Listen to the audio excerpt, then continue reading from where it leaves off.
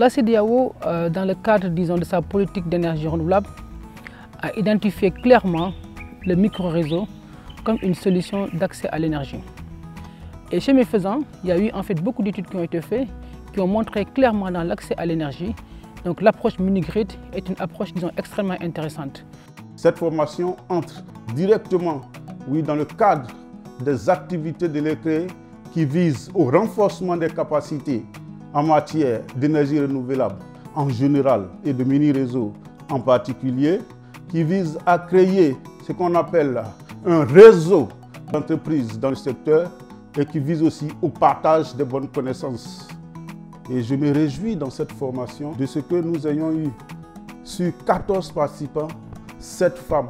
Cela dénote du programme genre que l'ECRE met en œuvre, permet donc l'égalité des chances, qui permet donc l'équité au niveau des sexes. Au niveau de notre cellule, nous avons une douzaine de formateurs, dont 3 femmes, et dont je fais partie. C'est à ce titre-là que nous participons à la formation sur les mini-grids organisée par ECRE et GIZ.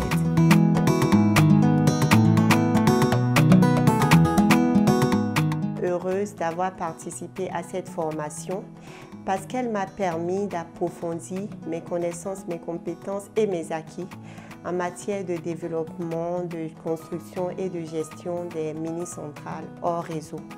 Et je souhaiterais que ce genre de formation soit réitéré le plus souvent, à l'endroit surtout des femmes, pour nous permettre d'actualiser nos connaissances dans le domaine et d'être compétitive par rapport aux hommes. Sur le terrain, j'ai débuté il y a, comme je le disais, bientôt 2 ans. Pas beaucoup d'années d'expérience. Du coup, j'avais du mal surtout au niveau du choix des bactéries en ce qui concerne les installations solaires parce que nous avons des conditions climatiques qui font que ce n'est pas toujours adéquat ce que nous utilisons ou au terme de mois, nous nous rendons compte que l'attente n'est pas comblée. Donc, à travers cette formation, j'ai eu beaucoup de retours d'expérience des uns et des autres, tous expérimentés dans le domaine. Et cela m'a permis de savoir quelles sont les difficultés en fait, auxquelles je faisais face et que je ne savais pas relever.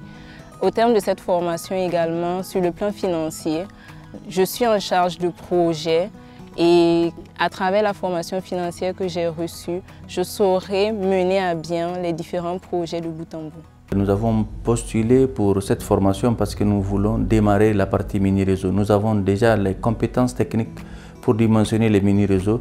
Ce qui nous manquait, c'était la partie gestion des mini-réseaux. C'est pour ça que nous avons postulé à cette formation que nous trouvons extrêmement importante et qui a pu répondre à pas mal de nos besoins, notamment la tarification, les calculs de coûts, etc., les différentes configurations des mini-réseaux. Je suis venu faire cette formation pour avoir vraiment un peu plus d'expérience et de partage d'expérience dans ce secteur d'activité, qui est un secteur d'avenir en Afrique, où les réseaux sont pas toujours très denses et arrivent difficilement dans les coins reculés, où il est parfois techniquement et économiquement intéressant pour nos États africains, d'avoir recours aux mini-réseaux, mini-grid, comme le disent les anglophones.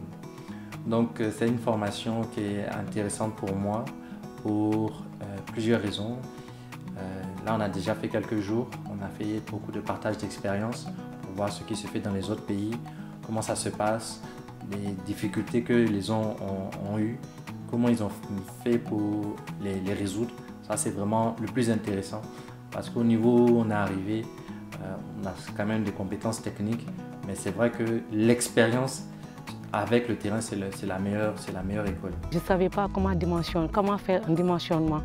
Donc je suis vraiment profane là-dessus parce que je ne suis pas technicienne de formation. Et puisque je suis femme de terrain, actuellement au terme de la formation, j'essaie de faire maintenant un dimensionnement, surtout le logiciel Rescue aussi. Donc cette fois-ci, je sais que s'il y a panne ou quoi que ce soit dans les mini-grids, je saurai où intervenir. Le retour que nous avons des participants, c'est qu'ils ont appris beaucoup par rapport à leur niveau avant cette formation et aujourd'hui, ils peuvent repartir dans leurs pays respectifs et appliquer les connaissances qu'ils ont apprises pour améliorer le développement des mini-réseaux d'énergie propre de façon technique, de façon organisationnelle, de façon financière, pour que nous ayons une réplicabilité et une durabilité des mini-réseaux d'énergie propre. Durant la formation, j'ai pu identifier effectivement qu'il y avait des entrepreneurs qui sont arrivés et qui ont des niveaux effectivement de compétences. Mais ce qu'il faut retenir, c'est que ce sont des gens qui sont motivés, qui aujourd'hui en tout cas comprennent les enjeux, qui aujourd'hui en tout cas pour certains, à la limite je dirais, sont quasiment prêts. Et durant la formation, je les ai sentis très motivés. C'est un projet qui arrive à son heure, qui nous permettra ensemble de pouvoir relever des défis pour que les partenaires que soient créés, la GIZ, les opérateurs ensemble, nous puissions faire, disons, de l'énergie, ce vecteur de développement, une réalité pour nos pays en investissant sur un secteur de l'énergie bien défini, que soit les mini-grids.